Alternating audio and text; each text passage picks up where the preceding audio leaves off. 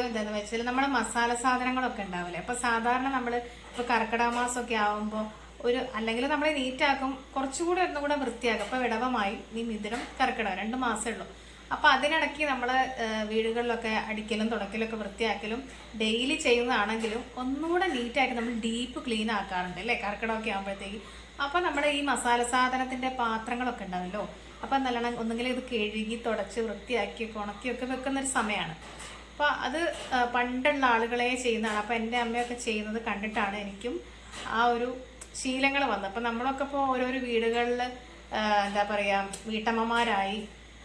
അപ്പം നമ്മളെന്താണ് ഇങ്ങനെയുള്ള കാര്യങ്ങളൊക്കെ ചെയ്തേ പറ്റുള്ളൂ. പിന്നെ അത് ഒറ്റ നോട്ടത്തിൽ വൃത്തിയും വെടുപ്പും ഉണ്ടാവുകയും ചെയ്യും. ഇനി നമ്മളെ കിച്ചണിൽ വേറൊരാൾ ഇപ്പം കയറിയിട്ട് അവർ വർക്ക് എടുക്കുകയാണെങ്കിലോ നമ്മുടെ കൂടെ തന്നെ ചെയ്യുകയാണെങ്കിലോ ഒക്കെ തന്നെ അത് അവർക്കും കൂടി യൂസ്ഫുൾ ആവുന്ന തരത്തിലായിരിക്കും നമ്മൾ സാധനങ്ങൾ ഒരുക്കി വെക്കേണ്ടത്. പിന്നെ ഇത് എവിടെയാണ് അതെവിടെയാണെന്ന് ചോദിക്കേണ്ട ആവശ്യമില്ലല്ലോ. അപ്പോൾ ഒറ്റ നോട്ടത്തിൽ മനസ്സിലാക്കാൻ അപ്പോൾ മസാല സാധനങ്ങളുടെ പേരൊക്കെ എഴുതി വെക്കുകയും അപ്പോൾ അത് ഐഡൻറ്റിഫൈ ചെയ്യാനുള്ള ഒരു ചെറിയൊരു വീഡിയോ ആണെന്ന് മാത്രമേ ഉള്ളൂ. അപ്പോൾ യൂസ്ഫുൾ ആയിട്ടുണ്ടെങ്കിൽ തീർച്ചയായും ലൈക്ക് ചെയ്യാം. അതുപോലെ തന്നെ സബ്സ്ക്രൈബ് ചെയ്യാതെ കാണുന്നവരുണ്ടെങ്കിൽ തീർച്ചയായിട്ടും സബ്സ്ക്രൈബ് ചെയ്യാം. ഇതിപ്പോൾ ഞാൻ എൻ്റെ ഷെൽഫിൽ നമ്മൾ ഈ മസാല സാധനങ്ങളൊക്കെ അടുക്കി പെറുക്കി വെക്കുമല്ലോ പല ഷെൽഫുകളിലായിട്ട്. അപ്പോൾ അതൊക്കെ ജസ്റ്റ് ഒന്ന് നിരത്തി വെച്ചതാണ്. അപ്പോൾ എന്നിട്ട് എന്തൊക്കെ സാധനങ്ങളാണെന്ന് ജസ്റ്റ് ഒരു നോട്ട്സ് ഒന്ന് എഴുതി വെക്കുകയാണ്. അപ്പോൾ എന്തൊക്കെയാണ് നമ്മുടെ കയ്യിലുള്ളത് അപ്പോൾ അതിൻ്റെ പേരുകളൊക്കെ ജസ്റ്റ് ഒന്ന് കുറിച്ചെടുക്കുകയാണ്. അപ്പോൾ അതിന് നമ്മൾ കുറച്ച് വലുപ്പത്തിൽ എഴുതുകയാണെങ്കിൽ കുറച്ച് ഉരുട്ടി എഴുതുകയാണെങ്കിൽ നമുക്ക് പെട്ടെന്ന് മനസ്സിലാവുകയും ചെയ്യും അല്ലേ.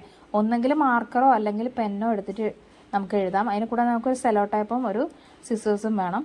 അപ്പോൾ അത് യൂസ് ചെയ്തിട്ട് നമുക്ക് ഇതൊന്ന് അടിപൊളിയാക്കാം. ഓക്കെ, അപ്പോൾ നമ്മൾ ജസ്റ്റ് ഒന്ന് കട്ട് ചെയ്യുന്നു, ഓരോരോ പാർട്ടായിട്ട് കട്ട് ചെയ്യുന്നു. ഇത് അപ്പോൾ നമ്മൾ സാധനങ്ങളുടെ പേരൊക്കെ നമ്മൾ ലിസ്റ്റാക്കി എഴുതി വെച്ചിട്ടുണ്ട് കണ്ടോ. ഓരോന്നും നമ്മൾ സെപ്പറേറ്റ് എഴുതി വെച്ചിട്ടുണ്ട്. നമുക്കിത് അറിയായിട്ടൊന്നുമില്ല. ഇതിപ്പോൾ മുളക് പൊടിയാണെന്ന് മഞ്ഞപ്പൊടിയാണെന്ന് ഉഴുന്ന് പരിപ്പാന്നൊക്കെ നോക്കിയാൽ പെട്ടെന്ന് മനസ്സിലാവായിട്ടല്ല. പക്ഷെ എന്നാലും ഇങ്ങനെയുള്ള ചില കാര്യങ്ങളൊക്കെ സെയിം ആയിട്ടുള്ള കുറച്ച് കാര്യങ്ങളുണ്ട്.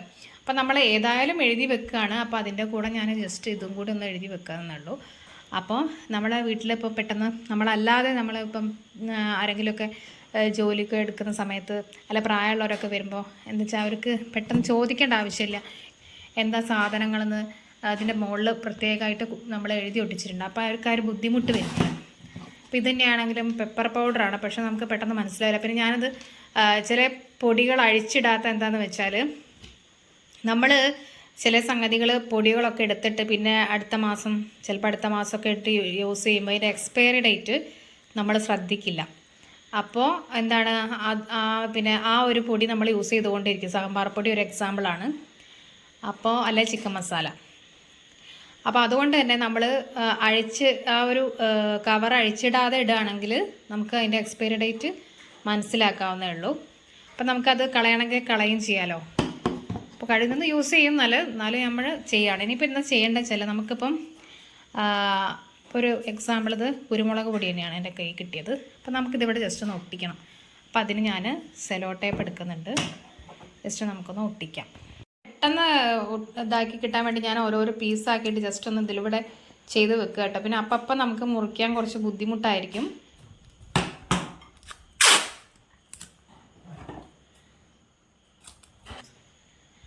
അപ്പോൾ നമ്മളിപ്പം കുരുമുളക് പൊടിയാണ്. അപ്പോൾ കുരുമുളക് പൊടീൻ്റെ എക്സ്പയറി ഡേറ്റ് ഒക്കെ ഇതിൽ എഴുതിയിട്ടുണ്ട്, പെപ്പർ പൗഡർ. അപ്പോൾ അതിൻ്റെ എക്സ്പയറി ഡേറ്റ് എഴുതിയിട്ട് അപ്പോൾ എന്താ വെച്ചാൽ നമുക്ക് വല്ലപ്പോഴും ആവശ്യമുള്ള സംഗതിയാണ്. അപ്പം ചിലർ ഡെയിലി യൂസ് ചെയ്യുന്നവരുണ്ടാവാം. അപ്പോൾ നമുക്ക് ഇങ്ങനെ ഇടുന്നതായിരിക്കും നന്നാവും. അപ്പോൾ എക്സ്പയറി ഡേറ്റ് ഒക്കെ നമുക്ക് മനസ്സിലാക്കാൻ സാധിക്കും. അപ്പോൾ നമ്മൾ ജസ്റ്റ് ഒന്ന് ഇങ്ങനെ ഒന്ന് അതിൻ്റെ മുകളിൽ ഇത് പറഞ്ഞു പോരാതിരിക്കാനാണ് ഞാനിപ്പം സെലോ ടേപ്പ് അതിൻ്റെ മുകളിൽ ഒട്ടിക്കുന്നത്. അപ്പോൾ നമ്മളിപ്പം സെലോ ടേപ്പ് എടുക്കുകയാണ്. സെലോ ടേപ്പ് എടുത്തു. അപ്പോൾ വൃത്തിയായിട്ടൊന്ന് അതിന് മുകളിൽ ഒട്ടിക്കുകയാണ്.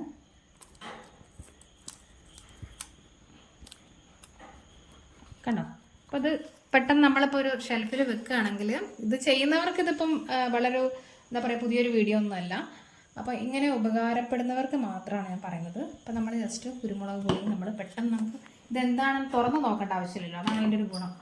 അപ്പോൾ നമ്മൾ ജീരകം എടുക്കുകയാണെങ്കിൽ ഇപ്പോൾ ജീരകത്തിനും ഇതേപോലെ ഇതിപ്പോൾ ജീരകത്തിൻ്റെ ബോട്ടിലാണേ.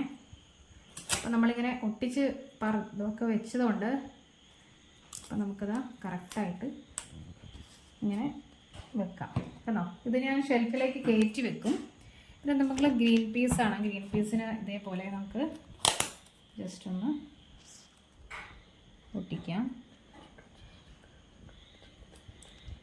നമ്മൾ ഏകദേശം പണികളൊക്കെ ഏകദേശം പൂർത്തിയാക്കിയിട്ടുണ്ട്. എല്ലാത്തിൻ്റെ മുകളിൽ ഇപ്പോൾ സാധനങ്ങൾ ഇപ്പോൾ പെട്ടെന്ന് നമുക്ക് നോക്കിയത് കൂവപ്പൊടി, കാരണം അപ്പക്കാരം കൂവപ്പൊടിയൊക്കെ ഏകദേശം കണ്ടോ, അപ്പക്കാരത്തിൻ്റെ പൊടിയാണിത്, കൂവപ്പൊടിയാണ്. അപ്പോൾ നമുക്ക് പെട്ടെന്ന് മനസ്സിലാക്കാൻ വേണ്ടിയിട്ടാണ് ഞാനങ്ങനെയൊക്കെ എഴുതി വെച്ചത്. അപ്പോൾ നമ്മൾ ഓരോരോ സംഗതിയിൽ എന്തൊക്കെയാണ് ഇട്ട് വെച്ച്, മുളക് പൊടിയും മഞ്ഞപ്പൊടിയും ഒക്കെ നമുക്ക് കളേഴ്സ് കണ്ടാലൊക്കെ തന്നെ പെട്ടെന്ന് മനസ്സിലാവും അല്ലേ. അപ്പോൾ ഇങ്ങനെ ഒന്ന് എഴുതി വെക്കാത്തവരുണ്ടെങ്കിൽ ജസ്റ്റ് ഒന്ന് ഇങ്ങനെ ഒന്ന് എഴുതി വെച്ച് നോക്കൂ. അല്ലാത്തവർ പിന്നെ ഇങ്ങനെ എന്താ പറയുക, ഇങ്ങനത്തെ ഡിസൈൻസ് ഒന്നും ഇല്ലെങ്കിൽ നമുക്ക് പെട്ടെന്ന് കാണാൻ പറ്റും കേട്ടോ.